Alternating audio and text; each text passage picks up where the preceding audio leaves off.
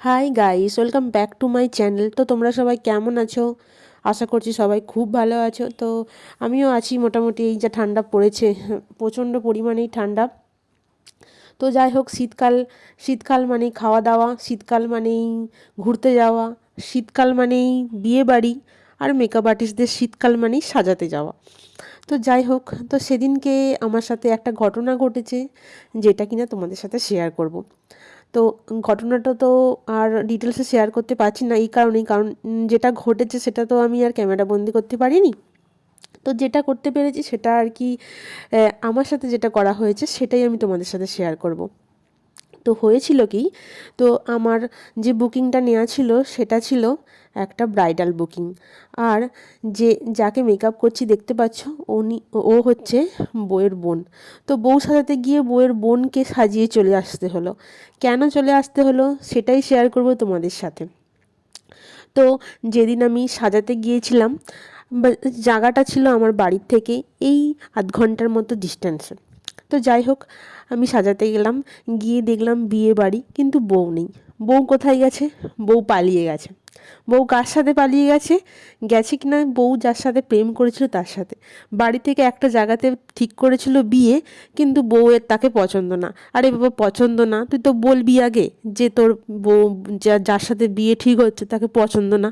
কিন্তু তা না বলে বউ কি করলো না, বউ তার প্রেমিকের সাথে পালিয়ে গেল। তো প্রেম করেছিস সেটা তো বাড়িতে বললেই মিটে যেত। আমার যে বুকিংয়ের যে অন্য যেসব বুকিংগুলো এসেছিলো, তো সেগুলো তো আমি নিয়ে নিতাম। তোর তোর যদি এরকমই মনে চিন্তা ভাবনা ছিল, তো যাই হোক, কী আর করা যাবে, শেষে নিরাশ হয়ে বাড়ি চলে আসবো।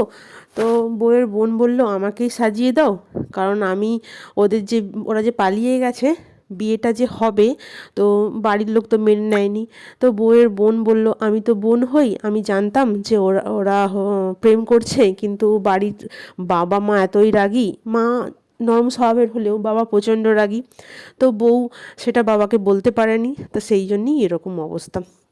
তো বোন বলল যে আমি জানতাম, আর হচ্ছে যে ওরা পালিয়ে যাবে, কিন্তু কি করব, বাবাকে যদি বললে বাবা রাগ করে, সেই জন্য বলিনি। আর বউ যে পালিয়ে গিয়ে যে বিয়ে করেছে সেটা বোন জানতো আগে থেকেই, যে বিয়ের দিনই বউ পালাবে। তো বিয়ে করবে অল্প স্বল্প, বাড়ির লোকেরা, ছেলের বাড়ির লোকেরা মেনে নিয়েছে। তো সেখানেই ছোট্ট করে ওদের একটা পার্টি টাইপের হবে। তো বলল তুমি যে তোমাকে বুকিং করেছে, তোমার ডেটটা তো মানে বুকিং করেছে, টাকা একটা অ্যাডভান্স দেওয়া ছিল, তো তোমার তো টাকাটা মার যাবে কেন, তো আমাকেই সাজিয়ে দাও। তো যাই হোক, যে বুকিংয়ের যে টাকাটা নেওয়ার কথা ছিল, তো সেটা তো আর নিতে পারবো না। বউয়ের বোন আমাকে সেজে নিল। বউয়ের বোনটার বিয়ে হয়ে গেছিলো আগেই। যাই হোক, বউয়ের বোন বিবাহিত মহিলা, তাকেই পার্টি মেকআপ করে দিলাম। বললাম যে নর্মাল পার্টি মেকআপ করো না, নর্মাল পার্টি মেকআপে তো অল্প টাকা, তুমি এইচডি পার্টি মেকআপ করে নাও। তো তাই করলো আমার কথা শুনে। কি আর করা যাবে, যুগই এরকম, প্রেমের যুগ এসেছে। এবার প্রেম করেছে, তোরা বাড়িতে বললেই মেকআপ আর্টিস্টদের আর এরকম সমস্যায় পড়তে হয় না। তো এখন কাজের চাপে সেরমভাবে ইউটিউবে আর ভিডিও দিতে পারিনি, অনেক দিনই লং ভিডিও দেওয়া হয় না, কিন্তু শর্ট ভিডিওগুলো আপলোড করি। তো তোমরা মোটামুটি দেখো, আবার কেউ দেখোই না। তো তোমরা যারা আমার সাবস্ক্রাইবাররা আছো, আমাকে একটু সাপোর্ট করো। আমার লং ভিডিও আগে যেরকম দেখতে সেরমভাবে দেখতে থাকো। আর বুঝতেই পারছো কীরকম একটা স্ক্যাম হলো আমার সাথে। তো এটা করা কি উচিত হয়েছে তোমরা বলো? এটা করা মোটেও উচিত হয়নি।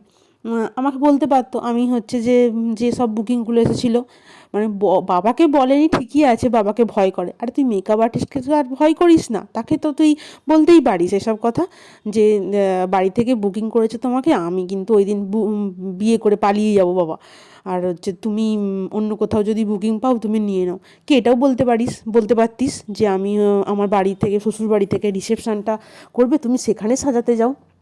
আমার 2 দিনের বুকিং ছিল, মানে আমার দুটো ডেট পুরো ক্যান্সেল হয়ে গেল। কি করা যাবে? তো যাই হোক, বউয়ের বোনকেই সাজিয়ে দিলাম। বউয়ের বোনকে মিষ্টি দেখতে, স্কিনটা খুবই সুন্দর। তো এখানে আমি যেই মেকআপটা করেছি, তোমরা প্রথম থেকে একটু একটু করে দেখতে থাকো। এইচডি মেকআপ করেছি, বেশ ভালোই লাগছে সাজিয়ে, বেশ সাজানোর পর বেশ ভালোই লাগছিলো। আর বোনেরও একটু মন খারাপ, বাড়ির লোকেরা কান্নাকাটি করছে আর সে বাপু সাজতে বসেছে এটা ভেবে যে ও যে সাজছে আমার কাছে, তাই মাঝে মধ্যেই কপাট ঠোকা ঠোকা দিয়ে সবাই বলছিল কী রে তার কি খবর, বিয়ে টিয়ে হয়ে গেছে না কি। তো যাই হোক, আর হচ্ছে যে কী বা করা যাবে, আমি আমার কাজ করে দিলাম, মনটা তো আমার খুবই খারাপ ছিল। তো যাই হোক, দেখো তোমরা মেকআপটা, তো এখানে তো আমার বেস মেকআপ কমপ্লিট হয়ে গেছে, তারপর আমি আই মেকআপটা করছি। ভালো লাগছিল না খুব ভালোভাবে যে সাজাবো, একটা মন খারাপ হলে মানুষের যা হয় আর কি। তো যাই হোক, এখানে সিম্পল মেকআপটা আমি সিম্পল রাখারই চেষ্টা করেছি, যে ও আবার বলছে যে আমি তো তোমার কাছে এইচডি মেকআপ করছি এই কারণে যাতে তোমার ডেটটা ক্যান্সেল হয়ে যাবে, কিছুই তুমি কাজ পাবে না, তো আমি সেই জন্য করছি। কিন্তু আমারও খুব একটা সাজার ইচ্ছে নেই, বাড়িতে এরকম ঝামেলা, আর আমার কখনো ইচ্ছে করে সাজতে। আর আমি যখন সেজে গুজে এখন বিশাল করে যদি সেজে গুজে বাইরে বেরোই, বাবা তো একটা খেয়ে ফেলবে। তার উপর আছে আমার বর, সে তো আর এক মানুষ, মানে আমি এমনি সাজবো, কেউ সাজিয়ে দেবে, ফ্রিতে যদি সাজিয়ে দেয় তাতে বরের খুব খুশি। বরের পকেট থেকে যদি টাকা খসে তাহলে বর কিন্তু খুশি নয়, বরের মুখ হয়ে যাবে গোমড়া। এক্ষুনি যদি বলি যে তুমি এই 5,000 টাকার মেকআপটা 1,000 টাকায় করে দিচ্ছো, তাহলে বিশাল খুশি হয়ে যাবে, তাও 1,000 টাকাটা সে দেবে না, আমাকে দিতে হবে। আর যদি শোনে যে এই মেকআপটা করতে আমার 5,000 টাকা খরচা হয়েছে, ও বাবা গো, আমার বর তো তাহলে আর কি বলবো, সব বরেরা মানে এরকমই হয়। তো যাই হোক, বর তো পুরো রেগে মাথা আগুন করে ফেলবে। তাই আমি বলবো যে কি করব, দিদি বাড়িতে সাজাতে এসেছিলো, কেউ হচ্ছে যে বউ পালিয়ে গেল, আর হচ্ছে যে দিদির দিনটা কি খারাপ যাবে, মানে দিনটা বুকিং করেছিল ক্যান্সেল হবে, তো সেই জন্য আমি সাজলাম। ও ওই 1,000 টাকার মধ্যেই আমাকে এইচডি মেকআপ করে দিয়েছে, যেটা কিনা বাইরে 5,000 টাকার মতো নেয়, এটা বললে খুশি হয়ে যাবে। তো যাই হোক, সবার মন তো রাখতেই হবে। যাই হোক, এবার আমার বাবা সে কোথা মন খারাপ করে বসে আছে, তারপর যদি দেখে আমি এরকম সেজে গুজে পালিয়ে যাওয়া বোনের বিয়ে খেতে যাচ্ছি, তাহলে তো মাথা আগুন করে ফেলবে। তো যাই হোক, সাজানোটা তো হয়ে গেছে, এবার আমাকে সেদিক থেকে আবার বোন বারবার ধরে বলছে তোকে কিন্তু আসতেই হবে, তোকে আর জামাইবাবুকে কিন্তু আসতেই হবে, কিছু করার নেই, আসতেই হবে। আমি এখানে একা একা, বাড়ির লোকেরা সব এরম পালিয়ে এসে বিয়ে করলে যেমন হয় আর কি, সব বাড়ির লোকেরা, ছেলের বাড়ির লোকেরা মেনে নিয়েছে, কেমন আসা যেমন কানাঘুষা করছে যে বউটা পালিয়ে এসছে, বিয়ের দিন পালিয়ে এসছে, ওদের বাড়ি থেকে বিয়ে ঠিক করেছিল আর বিয়ের দিন পালিয়ে এলো, বাবা এরকম করতে পারলো, বাবা মায়ের কথা একবারও ভাবলো নি গো, আর হচ্ছে যে বিয়ের দিন এরকম চলে এলো।